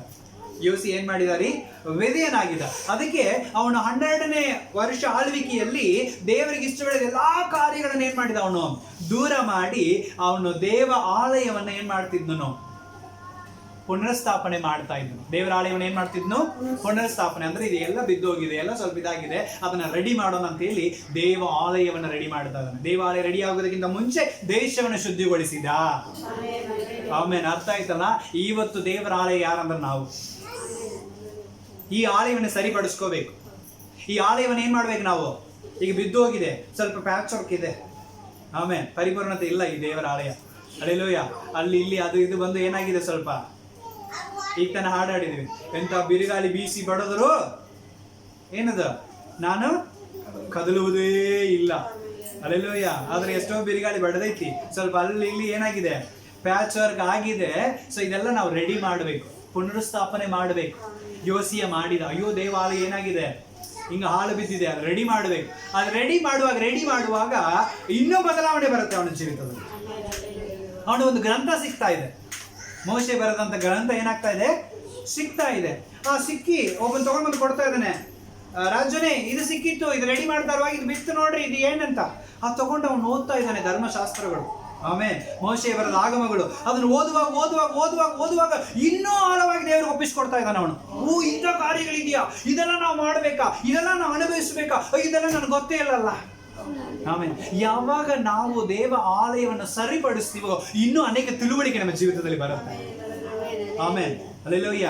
ಸೊ ನಾ ದಡ್ಡ, ನಾ ಬುದ್ಧಿ ಇಲ್ಲ, ನಾನು ಓದ್ಲಿಲ್ಲ, ನನ್ನ ತಿಳುವಳಿಕೆ ಇಲ್ಲ, ಹಂಗೆ ಕೂತ್ಕೊಂಡಿದ್ರೆ ಹಂಗೆ ಇರ್ತೀವಿ. ಅಲ್ಲೆಲ್ಲೋಯ್ಯ. ಯಾವಾಗ ಈ ಆಲಯಕ್ಕೆ ದಿನದಿನಕ್ಕೆ ನಾವೇನ್ ಮಾಡ್ತಿರ್ತೇವೆ, ಸ್ವಲ್ಪ ಪ್ರೋತ್ಸಾಹ ಮಾಡಿ ಅದನ್ನ ಕಟ್ಟುತ್ತಾ ಬರ್ತೀವೋ ಇನ್ನೂ ಹೆಚ್ಚಿನ ತಿಳುವಳಿಕೆನ ದೇವರು ಏನ್ ಮಾಡ್ತಾನೆ, ನಮ್ಮ ಜೀವಿತದಲ್ಲಿ ಕೊಡುವಂತವನಾಗಿರ್ತಾನೆ. ಆಮೇಲೆ ಅಲ್ಲೆಲ್ಲೋಯ್ಯ. ಸೊ ಈ ಆಲಯವನ್ನು ಏನ್ ಮಾಡ್ಬೇಕು, ನಾವು ಪುನರುಸ್ಥಾಪನೆ ಮಾಡಬೇಕು. ಅಲ್ಲೆಲ್ಲೂಯ್ಯ. ಫಸ್ಟ್ ಶುದ್ಧೀಕರಣ, ಎರಡನೇದು ಪುನರುಸ್ಥಾಪನೆ. ಅಲ್ಲೆಲ್ಲೂಯ್ಯ. ಯಾಕಂದ್ರೆ ಇಲ್ಲಿದ್ದಾಗ ಎಷ್ಟು ಚೆನ್ನಾಗಿ ವಾಕ್ಯ ಕೇಳುತ್ತೇವೆ, ಹೊಸಲು ದಾಟಿ ಹೊರಗೆ ಹೋದ್ರೆ ಅದು ನಮ್ಮನ್ನು ಮಂಕು ಮಾಡ್ತಾ ಇರ್ತಾರೆ. ಅಲ್ಲೆಲ್ಲೂಯ್ಯ. ಸೊ ಅದನ್ನ ಫಸ್ಟ್ ಶುದ್ಧಿಗೊಳಿಸಿ ಈ ಒಂದು ಆಲಯವನ್ನು ಮತ್ತೆ ನಾವೇನ್ ಮಾಡಬೇಕು, ಪುನರುಸ್ಥಾಪನೆ, ದೇವರು ವಾಸವಾಗುವಂತ ಪುನರುಸ್ಥಾಪನೆ ಸ್ಥಳವಾಗಿ ಆಲಯವನ್ನು ನಾವು ಬದಲಾಯಿಸಬೇಕು. ಅವನ ಆಗಮ ಸಿಗ್ತಾ ಇದೆ, ಸಿಕ್ಕಿದ ತಕ್ಷಣ ಹೋಗ್ತಾನೆ, ಗಾಬರಿ ಆಗ್ತಾನೆ. ಗಾಬರಿ ಆಗೋದು ಮಾತ್ರ ಇಲ್ಲ, ಅವನು ಪರಿಪೂರ್ಣವಾಗಿ ದೇವರ ಕಡೆ ತಿರುಗ್ತಾ ಇದ್ದಾನೆ. ಆಮೇಲೆ ವಾಕ್ಯ ಚೆನ್ನಾಗಿತ್ತಲ್ಲ, 23ನೇ ಅಧ್ಯಾಯ 25ನೇ ವಚನದಲ್ಲಿ ಅವನ ಅದನ್ನ ವಾಕ್ಯಗಳನ್ನು ಕೇಳಿ ಅದನ್ನು ಓದಿ ಅದನ್ನು ತಿಳಿದುಕೊಂಡ ಮೇಲೆ ಅವನು ಪೂರ್ಣ ಮನಸ್ಸಿನಿಂದಲೂ ಪೂರ್ಣ ಪ್ರಾಣದಿಂದಲೂ ಪೂರ್ಣ ಬಲದಿಂದಲೂ ಅವನೇನ್ ಮಾಡ್ತಿದ್ದಾನ್ರಿ, ಧರ್ಮಶಾಸ್ತ್ರಗಳನ್ನ ಅನುಸರಿಸ್ತಾ ಇದ್ದನು. ಆ ಕಡೆಗೆ ತನ್ನ ಹೃದಯವನ್ನ ಇಡ್ತಾ ಇದ್ದನು. ಅಲ್ಲೆಲ್ಲೂಯ್ಯ. ಅಲ್ಲೆಲ್ಲೂಯ್ಯ. ದೇವರು ಮಾತಾಡುವಾಗಲೂ ವಾಕ್ಯಗಳನ್ನು ಕೇಳಬೇಕು. ಸಮಯ ಮೀರಿ ಹೋಯ್ತಂದ್ರೆ ಮತ್ತೆ ಸಿಗೋದಿಲ್ಲ. ಪ್ರಿಯ. ಅಲ್ಲೆಲ್ಲೂಯ್ಯ. ಅಲ್ಲೆಲ್ಲೂಯ್ಯ. ಸೊ ಅರ್ಥ ಆಯ್ತಲ್ಲ. ಸೊ ಇವತ್ತು ನಾವು ದೇವರಲ್ಲಿ ವೈರಾಗ್ಯವಾಗಿರ್ಬೇಕಂದ್ರೆ ಈ ವಾಕ್ಯಗಳು ನಮ್ಮ ಒಳಗೆ ಹೋಗ್ತಾ ಇರಬೇಕು. ಈ ವಾಕ್ಯಗಳು ಎಷ್ಟು ಮಟ್ಟಿಗೆ ನಮ್ಮ ಒಳಗೆ ಹೋಗ್ತಾ ಇರುತ್ತೋ ಅಷ್ಟು ಮಟ್ಟಿಗೆ ಈ ಆಲಯ ಏನಾಗುತ್ತೆ, ಸರಿ ಆಗತ್ತೆ. ಈ ಆಲಯ ಏನಾಗುತ್ತೆ, ಕಟ್ಟಲ್ಪಡುತ್ತೆ. ಈ ಆಲಯವು ದೇವರು ವಾಸ ಮಾಡುವಂತ ಸ್ಥಳವಾಗಿರುತ್ತೆ. ಒಂದು ವೇಳೆ ಇದು ನಾವು ಇನ್ನೂ ಶುದ್ಧಿಪಡಿಸಿಲ್ಲ, ಇದನ್ನು ಇನ್ನೂ ನಾವು ಪುನಃಸ್ಥಾಪನೆ ಮಾಡಲಿಲ್ಲ ಅಂದ್ರೆ ಯಾರು ಬಂದು ವಾಸ ಮಾಡ್ತಾರ? ಅದು ಒಂದಿಲ್ಲ, ಒಂದು ಹೋಗಿ 7 ಕರ್ಕೊಂಡು ಬರುತ್ತಂತೆ. ಆಮೇಲೆ ಅಲ್ಲೆಲ್ಲೂಯ್ಯ. ಸೊ ಯಾರಿಗೆ ಅವಕಾಶ ಕೊಡಬೇಡ್ರಿ ಅಂತ ವಾಕ್ಯದಲ್ಲಿ ಇದೆ. ಸೈತಾನನಿಗೆ ಅವಕಾಶ ಕೊಡಬೇಡ್ರಿ. ಅವನಿಗೆ ಒಂಚೂರು ಕಿಡಿ ಸಿಕ್ಕಿದ್ರೆ ಸಾಕು, ಹೋಗಿ 7 ಕರ್ಕೊಂಡು ಬಂದು ನಮ್ಮಲ್ಲಿ ವಾಸವಾಗಿರ್ತಾನ. ಅಲ್ಲೆಲ್ಲೂಯ್ಯ. ಆದ ಕಾರಣ ಸೈತಾನನಿಗೆ ಅವಕಾಶ ಕೊಡೋದೆ. ನಾವು ಯಾರಿಗೆ ಅವಕಾಶ ಕೊಡಬೇಕು? ದೇವರಿಗೆ. ಅಲ್ಲೆಲ್ಲೂಯ್ಯ. ಸಮ್ಟೈಮ್ಸ್ ಬಲಕ್ಕೂ ಎಡಕ್ಕೂ ಬರ್ತಾ ಇರ್ತಾವ. ಆಯ್ತು, ಇವ್ರಿಗೆ ನಮಸ್ಕಾರ ಮಾಡ್ಬಿಡು, ಇವ್ರಿಗೆ ದಂಡ ಪಟ್ಟಬಿಡು, ಅವ್ರಿಗೆ ಹಿಂಗ ಮಾಡ್ಬಿಡು, ಇವ್ರಿಗೆ ಹಿಂಗ ಮಾಡ್ಬಿಡು, ಸಾಕು, ಮುಗಿದು ಬಿಡುತ್ತೋ. ಅಲ್ಲೆಲ್ಲೂಯ್ಯ. ಅಲ್ಲೆಲ್ಲೂಯ್ಯ. ಕೊನೆ ತನಕ ಹಿಂಗೇ ಹೋಗ್ತಾ ಇರ್ಬೇಕಾಗತ್ತೆ. ಅಲ್ಲೆಲ್ಲೂಯ್ಯ. ಹಿಂಗ ಹೋಗ್ಲಿಕ್ಕೆ ಆಗೋದೇ ಇಲ್ಲ.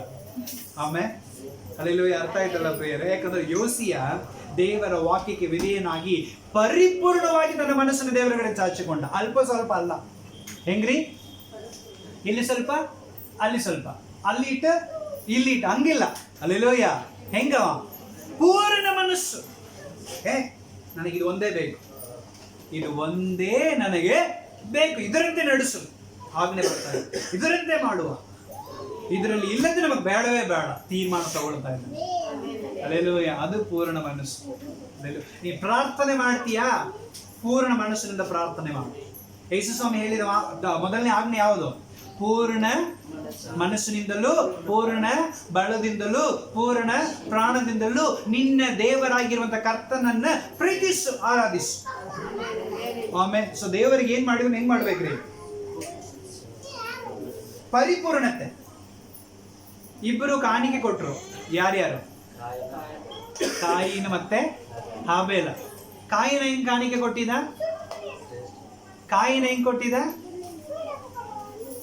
ಅವರೆಲ್ಲ ಕೊಡ್ತಾರೆ, ನಾವು ಕೊಡುವ. ಆದ್ರೆ ಆಬೇಲ ಹೆಂಗ್ ಕೊಟ್ಟಿದ? ಶ್ರೇಷ್ಠವಾದದ್ದು, ಪೂರ್ಣವಾದದ್ದು, ಇದು ದೇವರಿಗಾಗಿ ಕೊಡುತ್ತೇನೆ. ಯಾರಿಗೆ ಆಶೀರ್ವಾದ ಬಂತು? ಆಬೇಲಿಗೆ. ಯಾಕಂದ್ರೆ ದೇವರಿಗೆ ಏನೇ ಕೊಡು, ಪೂರ್ಣ ಮನಸ್ಸಿನಿಂದ ಕೊಡು.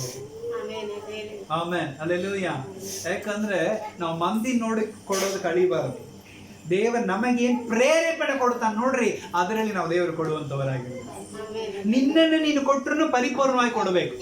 ಕೆಲವರು ಪ್ರಾರ್ಥನೆ ಕೂತ್ಕೊಂಡಿರ್ತಾರೆ, ಬಾಯಿ ಅಷ್ಟೇ ಸ್ತೋತ್ರ ಮಾಡ್ತಾ ಇರ್ತಾವ, ಮನಸ್ಸೆಲ್ಲ ಹೆಂಗಿರುತ್ತೆ? ಮನಸ್ಸೆಲ್ಲ ಹೆಂಗಿರುತ್ತೆ? ಈಗ ಏನು ಇಲ್ರಿ, ಈಗ ಇಲ್ಲೇ ಇದ್ದೀರಿ ಅಂತ ಇಟ್ಕೊಳ್ರಿ. ಈಗ ಒಂದ್ ಜೋರ್ ಗಾಳಿನೂ ಮಳೆನೂ ಬಂತು ಹೊರಗೆ, ಅವಾಗ ನಿಮ್ ಮನಸ್ಸೆಲ್ಲ ಇಲ್ಲೇ ಇರತ್ತ? ಎಲ್ಲಿ ಹೋಗುತ್ತೆ ನಿಮ್ಮ ಮನಸ್ಸು? ಅಯ್ಯೋ ಚಾಟ್ ಏನಾಯ್ತೋ ಏನೋ, ಮಾಲ್ ಹೊರಗಿಟ್ಟು ಬಂದಿನಿ ಏನಾಯ್ತೋ ಏನೋ, ಅಲ್ಲಿ ಯಾರಿದಾರೋ ಏನೋ, ನಮ್ಮವ್ರು ಎತ್ತಿಡ್ತಾರೋ ಇಲ್ವೋ, ಹಾಲು ಬಿದ್ದವ್ರು ಏನ್ ಮಾಡ್ತಾರೋ ಏನೋ ಅಂತೇಳಿ ಆದ್ರೆ ಬಾಯಿ ಸ್ತೋತ್ರ ಮಾಡ್ತಾ ಇರ್ತಾವ. ಯಾಕಂದ್ರೆ ಪಾಸ್ಟ್ ನೋಡ್ತಾ ಇರ್ತಾರ, ನಾನೀಗ ಏನ್ ಮಾಡೋಕ್ ಬರೋಗಿಲ್ಲ, ಹೊರಗೆ ಹೋಗೋಕು ಬರೋಗಿಲ್ಲ. ಕರೆಕ್ಟ್ ಅಲ್ರಿ? ಅಲ್ಲಿ ಹೊರಗೆ ಹೋಗೋಕೆ ಬರೋದಿಲ್ಲ, ಆದ್ರೆ ಬೇಗ ಮುಗಿಸ್ಬೇಕು. ಸೋತ್ರಂ ಸೋತ್ರಂ ಸೋತ್ರಂ, ಅಯ್ಯೋ ಮಾಡು, ಅಯ್ಯೋ ಸೋತ್ರಂ ಸೋತ್ರಂ ಅಂತೇಳಿ ಮನಸ್ಸು ಒಂದು ಕಡೆ ಏನ್ ಮಾಡ್ತಾ ಇರ್ತಾವ, ಅಲ್ಲಿ ಇದೆ ನಡೀತಾ ಇದೆ, ಆದ್ರೆ ಇಲ್ಲಿ ಪರಿಸ್ಥಿತಿ ಸ್ತೋತ್ರ ಮಾಡಬೇಕು, ಇಲ್ಲಾಂದ್ರೆ ಪಾಸ್ಟರ್ ಬೈತಾರೆ ಸ್ತೋತ್ರ ಮಾಡಬೇಕು. ಆಮೇಲೆ ಯೋಚನೆ ಮಾಡ್ರಿ, ಹಲ್ಲೆಲೂಯಾ. ಅದು ಪರಿಪೂರ್ಣತೆಯ ರವಿ ಅಂತ ಹೇಳಿ ಒಂದು ಪಾಸ್ಟರ್, ಸುಮಾರು ಒಂದು 15-20 ವರ್ಷ ಆಯ್ತು ಅವ್ರನ್ನ ಭೇಟಿಯಾಗಿ. ಅವ್ರನ್ನ 20 ವರ್ಷ ಮೇಲೇನೆ ಆಯ್ತು. ನಾನು ಚಿಕ್ಕ ಹುಡುಗನಾಗಿದ್ದಾಗ ಅವ್ರು ಸಾಕ್ಷಿ ಹೇಳಿದ್ರು.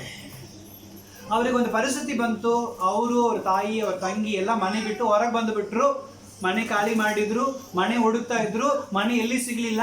ಹಂಗಾಗಿ ಒಬ್ರು ಫ್ರೆಂಡ್ ಮನೆ ಮಾಳಿಗೆ ಮೇಲೆ ಈ ತರ ಖಾಲಿ ಜಾಗ ಇತ್ತು, ಅಲ್ಲಿ ಹೋಗಿ ಸಾಮಾನೆಲ್ಲ ಇಟ್ಟು ಮನೆ ಹುಡುಕ್ತಾ ಇದ್ರು. ಸೊ ಇರ್ಲಿಕ್ಕೆ ಮಾತ್ರ ಚಾಟ್, ಆದ್ರೆ ಏನೇನು ಇಲ್ಲ. ಸೊ ಈ ತರ ಮನೆ ಹುಡುಕ್ಲಿಕ್ಕೆ ಹೊರಗೆ ಹೋಗುವಾಗ ಜೋರಾದ ಒಂದು ಮಳೆ ಬಂದು ಬಿಡುತ್ತೆ. ಬೆಂಗಳೂರು ಪಟ್ಟಣದಲ್ಲಿ ಜೋರಾದ ಒಂದು ಮಳೆ ಬಂದು ಬಿಡುತ್ತೆ. ಅವಾಗ ಇವರಿಗೆ ದೇವರೇ ಸ್ತೋತ್ರಪ್ಪ, ದೇವರೇ ನಾವು ಮನೆ ಇಲ್ಲದೆ ಈಗ ಅಡ್ಡಾಡ್ತಾ ಇದ್ದೀವಿ, ಅದು ನಮ್ಮ ವಸ್ತುನೂ ಹಾಳಾಗ್ತಾ ಇದೆ, ನಮ್ಮ ವಸ್ತುನೂ ಏನಾಗ್ತಾ ಇದೆ, ಅಲ್ಲಿ ಹಾಳಾಗ್ತಾ ಇದೆ. ದೇವರೇ ನಾವು ಈ ಲೋಕವನ್ನು ನಂಬಲಿಲ್ಲ, ಯಾರನ್ನು ನಂಬಲಿಲ್ಲ, ನಿನ್ನನ್ನೇ ನಂಬಿದ್ದೀವಿ. ಏನು ಉಳಿಸಬೇಕಾಗಿದೆ ನೀನು ಉಳಿಸು ಸ್ವಾಮಿ, ನಾವು ನಿಮ್ಮಲ್ಲಿ ಮಾತ್ರ ದೃಢವಾಗಿದ್ದೀವಿ ಅಂತ ಹೇಳಿ ಅವ್ರು ಎಲ್ಲಿ ಇದ್ರು, ಯಾವ ಸ್ಥಳದಲ್ಲಿ ಇದ್ರು ಅಲ್ಲಿ ಕುಟುಂಬವಾಗಿ ಕೈ ಜೋಡಿಸಿಕೊಂಡು ಪೂರ್ಣ ಮನಸ್ಸಿನಿಂದ ದೇವರಿಗೆ ಏನ್ ಮಾಡ್ತಿದ್ರು, ಪ್ರಾರ್ಥನೆ ಮಾಡ್ತಿದ್ರು. ಪ್ರಾರ್ಥನೆ ಮಾಡಿ ಬರುವಾಗ ಅವ್ರ ಆಲೋಚನೆ, ಮನುಷ್ಯನಲ್ಲ ಎಲ್ಲ ಎಷ್ಟು ಹಾಳಾಗಿರುತ್ತೋ ಏನೋ ಅಂತ ಹೇಳಿ ಆಲೋಚನೆ ಮಾಡಿಕೊಂಡು ಏನ್ ಮಾಡಿದ್ರು, ಬಂದಿದ್ರಂತೆ. ಬಂದು ಅವ್ರ ಮಾಳಿಗೆ ಮೇಲೆ ಹೋಗಿ ನೋಡುವಾಗ ಆ ಕಡೆ ಮನೆ ಇಷ್ಟು ತೊಯ್ದೈತಿ, ಈ ಕಡೆ ಮನೆ ಇಷ್ಟು ತೊಯ್ದೈತಿ, ಹಿಂದ್ಗಡೆ ಇರೋ ಒಂದು ಮನೆ ಎಲ್ಲ ತೊಯ್ದೈತಿ, ಆದ್ರೆ ಇಲ್ಲಿ ಒಂದು ಹನಿ ಮಳೆ ಬಿದ್ದಿಲ್ಲ ಅಂತ. ಆಮೇಲೆ ಹಲ್ಲೆಲೂಯಾ, ಅವ್ರು ಹೇಳಿದ ಸಾಕ್ಷಿ ಹಲ್ಲೆಲೂಯಾ. ಯಾಕಂದ್ರೆ ನಾವು ಎಲ್ಲಿ ಇರ್ತೀವೋ ಅಲ್ಲಿ ಪೂರ್ಣ ಮನಸ್ಸಿನ ದೇವರು ಕೊಡಬೇಕು. ನಾವು ಪೂರ್ಣ ಬಣ್ಣದಿಂದ ಪ್ರಾರ್ಥನೆ ಮಾಡಬೇಕು, ಪೂರ್ಣ ಪ್ರಾಣದಿಂದ ನಾವೇನ್ ಮಾಡ್ಬೇಕು, ಪ್ರಾರ್ಥನೆ ಮಾಡಬೇಕು. ಯಾಕಂದ್ರೆ ನೀನ್ ಇರುವಂತ ಸ್ಥಳ ದೇವರಿಗೆ ಬೇಕಾಗಿಲ್ಲ, ನೀನ್ ಇರುವಂತ ಮನೆ ದೇವರಿಗೆ ಬೇಕಾಗಿರಲ್ಲ, ನೀನ್ ಇರುವಂತ ಮಂದಿಗಳ ದೇವರಿಗೆ ಬೇಕಾಗಿಲ್ಲ, ನಿನ್ನ ಒಂದು ನಂಬಿಕೆ ದೇವರಿಗೆ ಬೇಕಾಗಿದೆ. ಹಲ್ಲೆಲೂಯಾ. ಸೊ ನೀ ಪ್ರಾರ್ಥನೆ ಮಾಡುವ ಹೆಂಗ್ ಮಾಡ್ಬೇಕು, ನಾನು ಯಾರು ಮುಲ್ಲಾಜಿಲ್ಲ, ನಾನು ನನ್ನ ದೇವರು, ನನಗೂ ದೇವರಿಗೂ ಪ್ರಾರ್ಥನೆ ಮಾಡುವಾಗ ಹೆಂಗಿರ್ಬೇಕ್ರಿ, ನಡಕ್ ನನ್ನ ಮಕ್ಕಳೇ ಬಂದು ನೋಡೋದು ಕಳಿಸ್ಬಿಡ್ತೀನಿ ನಾನು. ಆಮೇಲೆ ಹಲ್ಲೆಲೂಯಾ. ಪ್ರೇಯರ್ ಟೈಮ್ನಲ್ಲಿ ಅವರೇ ನಮಗೆ ಡಿಸ್ಟರ್ಬ್ ಮಾಡಿದ್ರೆ ಏನು ಮಾಡ್ಬಿಡ್ತೀನಿ, ಹೋಗ್ಬಿಡ್ರಿ ಅಂತ ಕಡೆ ಸೈತಾನ ಅಂತೇಳಿ ಅವ್ರನ್ನ ಏನು ಮಾಡ್ಬಿಡ್ತೀನಿ, ನಾವು ಹೊರಗೆ ಹಾಕ್ಬಿಡ್ತೀನಿ. ಯಾಕಂದರೆ ಪ್ರಾರ್ಥನೆಯಕ್ಕೆ ನಾವು ಸಮಯ ಕೊಡುವಾಗ ಪೂರ್ಣವಾಗಿ ಕೊಡಬೇಕು. ಪೂರ್ಣವಾಗಿ ಕೊಡುವಾಗಲೇ ಪೂರ್ಣವಾದ ಆಶೀರ್ವಾದ ನಮ್ಮ ಜೀವಿತದಲ್ಲಿ ಬರೋದು. ಆಮೇಲೆ ಯಾಕಂದ್ರೆ ಯೋಸಿ ಅದನ್ನೇ ಮಾಡಿದ. ಆ ಆಗಮನಗಳೆಲ್ಲ ಸಿಕ್ಕಿದ ತಕ್ಷಣ ಏನು ಮಾಡಿದಾರೆ, ಪೂರ್ಣ ಮನಸ್ಸಿನಿಂದ ಪ್ರಾಣದಿಂದ ಬಲದಿಂದ ದೇವರ ಕಡೆಗೆ ತಿರುಗಿಕೊಂಡು ಆ ವಾಕ್ಯದಂತೆ ನಡೀತಾ ಇದ್ದನು. ಆಮೇಲೆ ಹಲ್ಲೆಲೂಯಾ. ಅರ್ಥ ಆಯ್ತಲ್ಲ ಪ್ರಿಯರೇ? ಇವತ್ತು ಅನೇಕರು ನಾವೇನ್ ಮಾಡ್ತಾ ಇದೀವಿ, ಸ್ಥಳ ನೋಡಿ ಪ್ರಾರ್ಥನೆ ಬಿಡುತ್ತೇವೆ, ವ್ಯಕ್ತಿ ನೋಡಿ ಪ್ರಾರ್ಥನೆ ಬಿಡುತ್ತೇವೆ, ಹಲ್ಲೆಲೂಯಾ, ಸಮಯ ನೋಡಿ ಪ್ರಾರ್ಥನೆ ಬಿಡುತ್ತೇವೆ. ಇದು ಯಾವುದು ಇರಬಾರದು. ಇದು ಪ್ರಾರ್ಥನೆ ಸಮಯನಾ, ಇದು ನನಗೂ ದೇವರಿಗಾದ ಸಮಯ, ಇದು ಯಾರು ಕದ್ದುಕೊಳ್ಳಿಗೆ ನಾನು ಬಿಡಬಾರದು ಅಂತ ಹೇಳಿ ಇರುವಂತ ಸ್ಥಳದಲ್ಲಿ ಪೂರ್ಣ ಮನಸ್ಸಿನಿಂದ ದೇವರಿಗೆ ಏನ್ ಮಾಡ್ಬೇಕು, ನಾವು ಪ್ರಾರ್ಥನೆ ಮಾಡ್ಬೇಕು. ತೋರಿಸಿಕೊಂಡು ಪ್ರಾರ್ಥನೆ ಮಾಡ್ರಂತ ಎಲ್ಲಿ ದೇವರು ಹೇಳಲಿಲ್ಲ, ಮಂದಿ ಮುಂದೆ ಪ್ರಾರ್ಥನೆ ಮಾಡೋ ದೇವರು ಹೇಳಲಿಲ್ಲ. ಎಲ್ಲಿ ಅನುಕೂಲಿದೆಯೋ ಅಲ್ಲಿ ಹೋಗು, ಬಾತ್ರೂಮ್ ಆಗಿದ್ರು ಪರವಾಗಿಲ್ಲ, ಪೂರ್ಣ ಮನಸ್ಸಿನೊಂದಿಗೆ ಪ್ರಾರ್ಥನೆ ಮಾಡು. ಆಮೇಲೆ ಅಲ್ಲಿ, ಯಾಕಂದ್ರೆ ನೀನು ಇರುವಂತ ಸ್ಥಳವನ್ನ ದೇವರು ಎಂದಿಗೂ ನೋಡೋದಿಲ್ಲ, ನಿನ್ನನ್ನು ದೇವರು ನೋಡುವಂತವನಾಗಿದ್ದಾನೆ. ಆಮೇಲೆ ಅಲ್ಲೆಲ್ಲೂ ಎಷ್ಟೋ ಸಾರಿ ನಾನು ಬಾತ್ರೂಮ್ ಒಳಗೆ ಹೋಗಿ ಕುತ್ಕೊಂಡು ಪ್ರಾರ್ಥನೆ ಮಾಡಿದ್ದೆ. ಯಾಕಂದ್ರೆ ಆಜು ಬಾಜುಗೆಲ್ಲರೂ ಏನ್ ಇರ್ತಾರೆ, ಜನ ಇರ್ತಾರೆ, ಅವ್ರ ಮುಂದೆ ಕುತ್ಕೊಂಡು ನಾನು ಪ್ರಾರ್ಥನೆ ಮಾಡ್ತಾ ಇದ್ರೆ ಅವ್ರು ಏನ್ ತಿಳ್ಕೊಳ್ತಾರೆ, ಏನ್ ಶೋಕಿ ಮಾಡ್ತಾನ, ಏನ್ ಕಂಡ್ಲಾರ್ದ ದೇವ್ರನ್ನ ಕಂಡಾನ ಅಂತ ಹೇಳಿ ಆಡ್ಕೊಳ್ತಾರೆ. ಅದಕ್ಕೆ ಯಾಕೆ ನಾನು ಅವಕಾಶ ಕೊಡ್ಬೇಕಂತ ಹೇಳಿ ಟಾಯ್ಲೆಟ್ ರೂಮ್ ಒಳಗೆ ಹೋಗಿ ಕೂತ್ಕೊಂಡು ಕೂಡ ನಾನು ಏನ್ ಮಾಡ್ತಾ ಇದ್ದೀನಿ, ದೇವರಿಗೆ ಸ್ತೋತ್ರ ಮಾಡಿ ಪ್ರಾರ್ಥನೆ ಮಾಡಿದ್ದೇನೆ. ಆಮೇಲೆ ಅಲ್ಲಿಲ್ಲ, ಯಾಕಂದ್ರೆ ದೇವರು ನೋಡುವಂಥದ್ದು ನಮ್ಮ ಪೂರ್ಣ ಮನಸ್ಸಿನ ಪ್ರಾರ್ಥನೆಯನ್ನು ಹೊರತು ಈ ಹೊರಗಿನ ಯಾವ ಕಾರ್ಯಗಳನ್ನು ಅಲ್ಲ. ಹಲ್ಲೆಲೂಯ. ಯೋಸಿ ಅದನ್ನು ಮಾಡಿಲ್ಲ. ಹಲ್ಲೆಲೂಯ. ಆದ ಕಾರಣ ಅವನ ಜೀವನದಲ್ಲಿ ಎಲ್ಲ ದೇವರು ಏನ್ ಮಾಡ್ತಿದ್ರು, ಜೊತೆಯಾಗಿ ಬರ್ತಾ ಇದ್ರು. ಆಮೇಲೆ ಇವತ್ತು ನಮ್ಮ ಜೀವಿತದಲ್ಲಿ ನಾವೇನ್ ಮಾಡ್ತಾ ಇದ್ದೇವೆ? ಆಮೇಲೆ ನಮ್ಮ ಜೀವಿತದಲ್ಲಿ ನಾವು ಸರಿಯಾಗಿ ಮಾಡ್ತಾ ಇದ್ದೀವ? ಹಲ್ಲೆಲೂಯ. ಯೋಷಿಯ ಮಾಡಿದ ಕಾರ್ಯಗಳನ್ನು ಇವತ್ತು ನಮ್ಮ ಜೀವಿತದಲ್ಲಿ ನಾವು ಮಾಡ್ತಾ ಇದ್ದೀವ? ಅವನಿಗೆ ತಿಳುವಳಿಕೆ ಬಂದ ತಕ್ಷಣ ದೇವರಿಗಾಗಿ ವೈರಾಗ್ಯವಾಗಿದ್ದ. ಇವತ್ತು ನಮಗೆ ತಿಳುವಳಿಕೆ ಬಂದು ಎಷ್ಟೋ ವರ್ಷಗಳಾಗಿದೆ, ಇನ್ನು ನಾವು ಎಷ್ಟು ವೈರಾಗಿ ತೋರಿಸ್ತಾ ಇದ್ದೇವೆ? ಅಟ್ಲೀಸ್ಟ್ ಮನೆಗೆ ಸಾಕ್ಷಿಯಾಗಿದ್ದೀವ? ಹಲ್ಲೆಲೂಯ. ಯಾಕಂದ್ರೆ ನಾನು ಆಲ್ರೆಡಿ ಹೇಳಿದೆ, ಗಿಡವಾಗಿ ಬಗ್ಗದ್ದು. ಯಾಕಂದ್ರೆ ನಮಗೆ ಸಹೋದರ ಒಬ್ಬನಿದ್ದಾನೆ, ಅವಾಗ ಮದುವೆ ಆಗೋದಕ್ಕಿಂತ ಮುಂಚೆ ಒಂದು ತೀರ್ಮಾನ ತಗೊಂಡಿದ್ದ, ಯಾರು ಏನೇ ಹೇಳಲಿ ಮದುವೆ ಆದ್ಮೇಲೆ ನಾನು ನನ್ನ ಹೆಂಡತಿನ ಕರ್ಕೊಂಡು ಚರ್ಚಿಗೆ ಬರೋದೇ. ಹಲ್ಲೆಲೂಯ ಹೇಳಿದ. ಸ್ತೋತ್ರ. ನಿನ್ನ ನಂಬಿಕೆ ಅಂತ ಆಗಲಿ, ಇವತ್ತಿಗೂ ಒಂದು ದಿನನೂ ಬರೋದಿಲ್ಲ. ಆಮೇಲೆ ಹಲ್ಲೆಲೂಯ. ಹಲ್ಲೆಲೂಯ. ಕೇಳಿದ್ರೆ ಮನೇಲಿ ಏನು ಅನ್ಕೊಳ್ತಾರೆ, ಇನ್ನೂ ನಾವು ಮನೆ, ಇನ್ನೂ ನಾವು ಮಠ, ಇನ್ನೂ ನಾವು ಜಾತ್ರೆ, ಇದನ್ನೇ ಯೋಚನೆ ಮಾಡ್ತಾ ಇರ್ತೀವಿ ಹೊರತು ನನ್ನನ್ನು ದೇವರು ನೋಡ್ತಾ ಇದ್ದಾನೆ. ಆಮೇಲೆ ಹಲ್ಲೆಲೂಯ. ಯಾಕಂದ್ರೆ ನೀನು ಆರಂಭದಲ್ಲಿ ಲೇಸ್ ಬಿಟ್ರೆ ಕೊನೆ ತನಕ ಹಂಗೆ ಜೀವನ ಮಾಡಬೇಕು. ಹಲ್ಲೆಲೂಯ. ಹಲ್ಲೆಲೂಯ. ಆರಂಭದಲ್ಲಿಯೇ ನಾನು ಹಿಂಗೆ ಅಂತೇಳಿ ವೈರಾಗ್ಯವಾಗಿ ನಿಂತುಕೊಂಡ್ರೆ ನಿನ್ನನ್ನು ಯಾವನ ಮುಟ್ಲಿಕ್ಕೆ ಸಾಧ್ಯ ಇಲ್ಲ. ಆಮೇಲೆ ನನಗೆ ಮದುವೆ ಸಮಯ ಬಂದಾಗ ನನಗೆ ತುಂಬಾ ಹಠ ಮಾಡಿದ್ರು. ನಾನು ಇಲ್ಲಿ ಆಲ್ರೆಡಿ ಇಲ್ಲೇ ಗದಗ ಹತ್ರ ಒಂದು ಹುಡುಗಿನ ನೋಡಿದ್ದೀವಿ, ಇಷ್ಟ ಆಯಿತು, ಫಿಕ್ಸ್ ಮಾಡಿದ್ದೀವಿ, ನಮ್ಮ ಅವ್ವ ನಾವು ಫಿಕ್ಸ್ ಮಾಡಿದ್ದೀವಿ, ಇನ್ನು ನಮ್ಮ ಬಂಧು ಬಳಗಗಳನ್ನ ಏನು ಮಾಡಬೇಕು, ಸ್ವಲ್ಪ ಅರ್ಥ ಮಾಡಿಸ್ಬೇಕಂತ ಅಲ್ಲಿ ಹೋಗಿದ್ದೆ. ಅಲ್ಲಿ ಹೋಗಿ ದೊಡ್ಡ ಪಂಚಾಯತ್, ನಮಗೆ ದೊಡ್ಡಪ್ಪ, ಕಾಕ, ಅಜ್ಜ, ಅವರು ಇವರು ಇಷ್ಟು ಸುತ್ತಲೂ ಕುಂದಿಸ್ಬಿಟ್ರು, ನನ್ನನ್ನು ಕುಂದಿಸ್ಬಿಟ್ರು. ಏನು ಹುಡುಗಿ ನೋಡಿದೆ ಅಂತೆಲ್ಲ. ಯಾಕ ನಮ್ಮ ಕೊಡದಲ್ಲಿ ಇಲ್ಲ, ನಮ್ಮ ಕೋತ್ರದಲ್ಲಿ ಇಲ್ಲ, ನಮ್ಮ ಜಾತಿಯಲ್ಲಿ ಇಲ್ಲ, ಹೋಗಿ ಹೋಗಿ ಎಲ್ಲೋ ಒಂದು ನೋಡಿ ಬಂದಿ ಅಂತಲ್ಲ. ಯಾಕ ಏನು ಅಂತ ಹೇಳಿ ಬರೇ ಮಾತು. ನಾನು ಇಲ್ಲ, ನಾ ದೇವರ ನಂಬಿದ್ದೀನಿ, ನಾ ದೀಕ್ಷಾಸ್ಥಾನ ತಗೊಂಡು. ದೀಕ್ಷಾಸ್ಥಾನ ತಗೊಂಡಿಯಾ? ನೀ ದೇವರನ್ನ ನಂಬಿದೀಯಾ? ಅವಾಗ ಗೊತ್ತಾಯ್ತು ಅವರಿಗೆ, ನಾ ದೀಕ್ಷಾಸ್ಥಾನ ತಗೊಂಡಿನಿ, ನಾ ದೇವರ ನಂಬಿನಿ ಅಂತ. ಏನೋ ನೀ ಸುಮ್ಮನೆ ಏನೋ ಚರ್ಚೆಗೆ ಹೋಗ್ತಿದ್ದೆ ಅನ್ಕೊಂಡಿದ್ದೆ ನಾನು. ಇಲ್ಲ, ನಾನು ಪರಿಪೂರ್ಣವಾಗಿ ದೇವರ ಮಗ. ಅಯ್ಯೋ, ಇಷ್ಟು ವರ್ಷ ಅಂತ ನಾಟಕ ಮಾಡ್ಕೊಂಡು ಬಂದಿಯಾ? ನಾಟಕ ಇಲ್ಲ, ಇದ್ದಿದ್ದೆ ನಾನು ಮಾಡ್ಕೊಂಡು ಬಂದೀನಿ. ಅಂದ್ರೆ ಇಷ್ಟು ವರ್ಷ ನೀನು ಪ್ರೀತಿ ತೋರಿಸಿದಲ್ಲ ಸುಳ್ಳು. ಪ್ರೀತಿಗೆ ಅದಕ್ಕೆ ಏನು ಸಂಬಂಧ ಇದೆ? ದೇವರು ನಂಬಿದರೆ ಪ್ರೀತಿ ಸುಳ್ಳಾಗತ್ತ? ಅವ್ರು ಏನೇನೋ ಮಾತಾಡಿದ್ರು, ಒಟ್ಟು ನಾವು ಬಿಡಬೇಕು, ಅವ್ರು ಹೇಳೋ ಹುಡುಗಿನ ನಾವು ಮದುವೆ ಮಾಡ್ಬೇಕಂತ ಏನೇನೋ ತಲೆ ತುಂಬಿಸಿದ್ರು. ಇಡೀ ದಿನ ಬೆಳಗ್ಗೆ 12 ಗಂಟೆಯಿಂದ ಸಾಯಂಕಾಲ 6 ಗಂಟೆ ತನಕ ಮಾತುಕತೆ ನಡೀತಾನೇ ಇದೆ. ಒಟ್ಟು ನನ್ನನ್ನು ಹೆಂಗಾದ ಅವ್ರ ಕಡೆ ತಿರುಗಿಸ್ಬೇಕಂತ. ಹಲ್ಲೆಲೂಯ. ಇಲ್ಲೇ ಇದ್ದಾಳೆ, ಸೋದರ ಮಾವನ ಮಗಳಿದ್ದಾಳೆ, ಇನ್ನೊಂದು 2 ವರ್ಷ ಕುಂದ್ರು ಮದುವೆ ಆಗ. ಅವಳನ್ನ ಆಮೇಲೆ ನಿನ್ನ ಜಾತಿ ಕರ್ಕೊಂಡು ಹೋಗಲ್ಲ, ಯಾರು ಬೇಡ ಅಂದಿದ್ದು? ಅವ್ರು ಹೇಳಿದ ಮಾತು, ಅವಳನ್ನು ಕರ್ಕೊಂಡು ಹೋಗು, ಯಾರು ಬೇಡ ಅಂತ ಹೇಳಿದ್ದು? ಆಗೋದಿಲ್ಲ. ರಕ್ಷಣೆ ಹೊಂದಿ ಸಭೆಗೆ ಹೋಗೋ ಹುಡುಗಿನೇ ನನಗೆ ಬೇಕು ಅಂತ ಹುಡುಗಿ ನಿಮ್ಮ ಕ್ಯಾಸ್ಟ್ನಲ್ಲಿ, ನಿಮ್ಮ ಜಾತಿಯಲ್ಲಿ ಇದ್ರೆ ತೋರಿಸ್ರಿ, ನಾನು ಈಗಲೂ ಮದುವೆ ಆಗ್ಲಿಕ್ಕೆ ರೆಡಿ. ಅಷ್ಟು ವಿರೋಧವಾಗಿ ಮಾತಾಡ್ತೀಯಾ? ನೀ ಇಷ್ಟೆಲ್ಲ ಮಾತಾಡಿದ್ರೆ ನನಗೆ ಗೊತ್ತಿಲ್ಲ, ಮಾತಾಡಲಿ, ದೇವರು ಸಂದರ್ಭ ಕೊಟ್ಟಿದ್ದಾನೆ, ಮಾತಾಡ್ತೀನಿ. ಆಮೇಲೆ ಅರ್ಥ ಆಯ್ತಲ್ಲ ಪ್ರಿಯರೇ, ಆ ಸಂದರ್ಭನ ಒಂದು ವೇಳೆ ಅವ್ರಿಗೆ ತಕ್ಕಂಗೆ ಹೋಗಿದ್ರೆ ಇವತ್ತು ನಾನು ರಕ್ಷಣೆಯಲ್ಲಿ ಇದ್ದಿದ್ರು ಇಲ್ಲೋ ಗೊತ್ತಿಲ್ಲ. ಯಾಕಂದ್ರೆ ರಕ್ಷಣೆ ಹೊಂದಿದ್ದು ರಕ್ಷಣೆ ಹೊಂದಲಾರ್ದನ್ನ ಇಜ್ಜೋಡ ಆಯ್ತಂದ್ರೆ ಜೀವನ ಮುಗೀತು. ಹಲ್ಲೆಲೂಯ. ಹಂಗಾಗಿ ಏನ್ ಮಾಡಿದೆ, ವೈರಾಗ್ಯವಾಗಿ ನಿಂತಿದ್ದೆ ನಾನು. ಬೇಡವೇ ಬೇಡ, ಬೇಡವೇ ಬೇಡ. ಸಾಯಂಕಾಲ 6 ಗಂಟೆ ತನಕ ನಮಗೇನು ಕೊಟ್ಟರು, ಟೈಮ್ ಕೊಟ್ಟರು, ಆದ್ರೂ ನಾವೇನು ಮಾಡಲಿಲ್ಲ, ಬೇಡ ಅಂತ ಬಂದ್ವಿ. ಈ ಸಂಬಂಧನ ಕಳೆದೋಯ್ತು. ನೋಡಿ ಫಿಕ್ಸ್ ಮಾಡ್ಕೊಂಡು ಬಂದಿದ್ದು ಕೂಡ ಬಿಟ್ಬಿಟ್ವಿ, ಅಸಮಾಧಾನ ಐತ್ರಿ, ಬ್ಯಾಡ್ರಿ ಅಂತೇಳಿ. ಆಮೇಲೆ ಪಾಸ್ಟರ್ ಮಾರನ್ನ ಹೋಗಿ ನೋಡ್ಕೊಂಡು ಬಂದಿದ್ವಿ. ಒಂದು 6 ತಿಂಗಳ ಕೈ ಬಿಟ್ಟು ಬಂದಿದೆ. ನೋಡ್ರಿ, ಈಗ ನೋಡಿದ ಹುಡುಗಿನ ಕೈ ಬಿಡ್ತೀನಿ, ನಿಮ್ಮ ಜಾತಿಯಲ್ಲಿ ಯಾರಾದ್ರೂ ರಕ್ಷಣೆ ಹೊಂದಿದ ಹುಡುಗಿ, ಕಳೆದ ಹುಡುಗಿ ಇದ್ರೆ ನನಗೆ ಹೇಳಿ ಮದುವೆ ಆಗ್ತೀನಿ, ಅಲ್ಲಿ ತನಕ ಬೇಕಂದ್ರೆ ನಾನು ಮದುವೆ ಮುಂದೆ ಆಗ್ತೀನಿ, ನನಗೆ ಹುಡುಗಿ ಬೇಡ ಅಂತ ಹೇಳಿ ಬಂದುಬಿಟ್ಟೆ ನಾನು. 6 ತಿಂಗಳು ಸುಮ್ಮನೆ ತಣ್ಣಗಿದ್ದೆ. ಅವ್ರು ಏನು ತಿಳ್ಕೊಂಡ್ಬಿಟ್ರು, ಹಿಂಗೆ 1 ವರ್ಷ ಮುಂದುವರ್ಸ್ಕೊಂಡು ಹೋಗ್ಬಿಡೋಣ, ಇವ ಹಂಗೆ ಮನಸ್ಸು ಏನೋ ಮಾಡ್ತಾನೆ, ಬದಲಾಯಿಸ್ಬೋದು ಅಂತೇಳಿ. ಆದ್ರೆ 6 ತಿಂಗಳು ನೋಡಿದೆ, ಅವ್ರೇನು ಹುಡುಗಿ ನೋಡೋದಂಗಿಲ್ಲ. ಮತ್ತೆ ನಮ್ಮ ಅವ್ರನ್ನ ಕರ್ಕೊಂಡೆ, ಸೀದಾ ಹುಡುಗಿ ನೋಡೋಕೆ ಹೋಗಿದ್ದೀವಿ. ಸಿದ್ದಾಪುರದಲ್ಲಿ ಹೋಗಿ ಇವ್ರು ನೋಡಿದ್ವಿ, ನಮ್ಮ ಅವ್ರಿಗೆ ಇಷ್ಟ ಆಯಿತು, ನಮಗೂ ಇಷ್ಟ ಆಯಿತು. ಆಮೇಲೆ ಎಲ್ಲ ರೆಡಿ ಮಾಡ್ಕೊಂಡು ಮದುವೆಗೆ ಬರ್ರಿ ಅಂತ ಕರೀಲಿಕ್ಕೆ ಹೋಗಿದ್ದೆ. ಯಾರು ನಮ್ಮ ಮದುವೆಗೆ ಬಂದಿಲ್ಲ.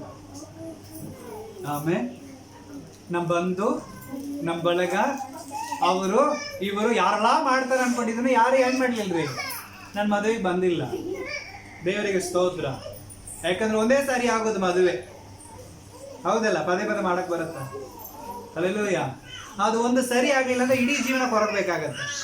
ಹಲ್ಲೆಲೂಯ. ಹಂಗಾಗಿ ನಾನು ದೇವರಲ್ಲಿ ಪ್ರಾರ್ಥನೆ ಮಾಡಿಕೊಂಡು ತೀರ್ಮಾನ ಮಾಡಿಕೊಂಡು ನಾನು ಮಾಡಿಕೊಂಡೆ. ಯಾಕಂದ್ರೆ ನಾನು ದುಡ್ದಿದ್ದೀನಿ, ನಾನು ಮಾಡ್ಕೊಳ್ತೀನಿ.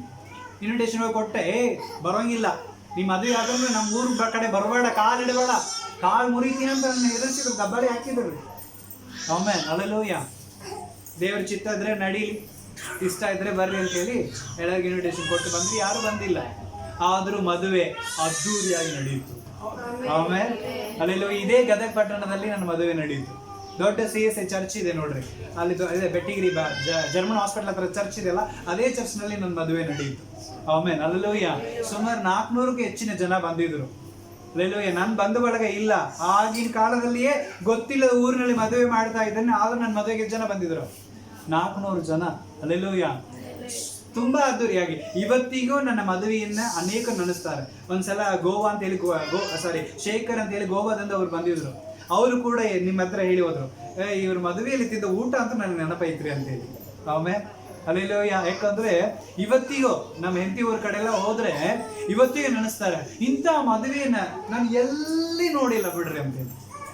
ಎಷ್ಟು ಸಮಾಧಾನವಾಗಿ ನಡೀತ್ರಿ, ಒಂಚೂರು ಅಸ್ಕಬಸ್ಕ ಆಗ್ಲಿಲ್ಲ, ಇಷ್ಟು ಸಮಾಧಾನ ಮದುವೆ ನಾನು ಎಲ್ಲಿ ನೋಡಿಲ್ಲ ಅಂತ ಹೇಳಿ ಇವತ್ತಿಗೂ ಮಾತಾಡ್ತಾ ಇದ್ದಾರೆ. ಹಲ್ಲೆಲೂಯಾ. ಯಾಕಂದ್ರೆ ದೇವರ ವಾಕ್ಯಕ್ಕೆ ಒಳಗಾಗಿ ನಾವು ಹೋಗುವಾಗ ದೇವರ ನಮ್ಮನ್ನು ನಡೆಸುವಂತವನಾಗಿದ್ದಾನೆ. ಆಮೇಲೆ ಬೇಡ ಅಂತ ಹೇಳಿದವರೆಲ್ಲರೂ ನಮ್ಮ ಕಡೆನೇ ಬಂದು ಹೋಗಪ್ಪ, ಸ್ವಲ್ಪ ನಮ್ಮ ಕಡೆನೇ ಬಂದು ಕಾಲಿಟ್ಟು ಹೋಗಪ್ಪ, ಕಾಲು ಮುರಿತೀನಿ ಅಂತ ಹೇಳಿದವರು ಕೂಡ ಈಗ ನಮ್ಮ ಕಡೆ ಬಂದು ಒಂದು ಕಾಲಿಟ್ಟು ಹೋಗಲ್ಲ ಅಂತಾಳೆ. ಆಮೇಲೆ ಹಲ್ಲೆಲೂಯಾ. ಸಂದರ್ಭಗಳಂಗೆ ಮಾಡುತ್ತೆ. ಆದ ನನ್ನ ಮನಸ್ಸು ದೇವರಲ್ಲಿ ವೈರಾಗ್ಯವಾಗಿ ದೃಢವಾಗಿ ನಿಂತುಕೊಂಡ್ರೆ ದೇವರ ಪರಿಸ್ಥಿತಿಗಳನ್ನು ಬದಲಾಯಿಸುವಂತವನಾಗಿದ್ದಾನೆ. ಆಮೇಲೆ ಹಲ್ಲೆಲೂಯಾ.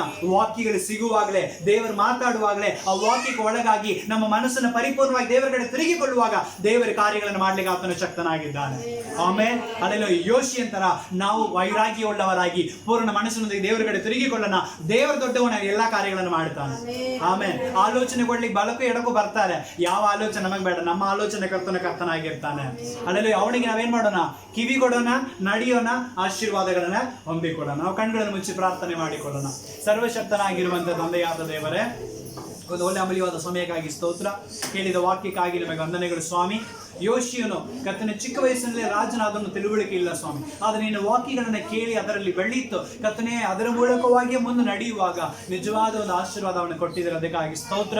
ಅವನ ಬಲಕ್ಕಾಗಲಿ ಎಡಕ್ಕಾಗಲಿ ತಿರುಗಿಕೊಳ್ಳದೆ ಪೂರ್ಣ ಮನಸ್ಸಿನೊಂದಿಗೆ ನಿನ್ನ ಕಡೆ ತಿರುಗಿಕೊಂಡಿದ್ದಾನೆ. ಅದಕ್ಕಾಗಿ ನಿನಗೆ ಸ್ತೋತ್ರ. ಅದರಿಂದ ಅವನ ಜೀವಿತದ ಆಶೀರ್ವಾದಗಳು ಉನ್ನತ ಮಟ್ಟಿಗೆ ಬಂದಿದೆ. ಅವನ ದೇವರ ಆಲಯವನ್ನು ಸ್ಥಾಪನೆ ಮಾಡಿದ್ದಾನೆ, ಇನ್ನು ಅನೇಕ ಕಾರ್ಯಗಳನ್ನು ಮಾಡಿದ್ದಾನೆ. ಇವತ್ತು ನಾವು ಕೂಡ ನಮ್ಮ ಆಲಯವನ್ನು ಸರಿಪಡಿಸಿಕೊಂಡು ಅನೇಕರಿಗೆ ಮಾದರಿಯಾಗಿ ಸಾಕ್ಷಿಯಾಗಿ ಜೀವಿಸಲಿಕ್ಕೆ ಅನುಕೂಲ ಮಾಡು. ವಾಕ್ಯ ಕೇಳಿದ ಪ್ರತಿಯೊಬ್ಬರನ್ನು ಕೂಡ ಈ ವಾಕ್ಯದ ಆಧಾರದ ಮೇರೆಗೆ ಆಶೀರ್ವದಿಸಿ ನಡೆಸು. ಪ್ರಾರ್ಥನೆ ಕೇಳಬೇಕಾಗಿ ವಂದನೆ. ಯೇಸು ಕ್ರಿಸ್ತನ ಮುದ್ದಾದ ನಾಮದಲ್ಲಿ ಪರಿಶುದ್ಧಾತ್ಮನೇ ನಿನ್ನ ಸಹಾಯದಲ್ಲಿ ಪ್ರಾರ್ಥನೆಯಲ್ಲಿ ಬಿಡಿ ಹೊಂದುತ್ತಾ ಇದ್ದೇನೆ. ನಾನು ಜೀವವುಳ್ಳ ಸ್ವರ್ಗೀಯ ತಂದೆಯಾದ ದೇವರೇ. Amen. Amen. God bless. Praise the lord.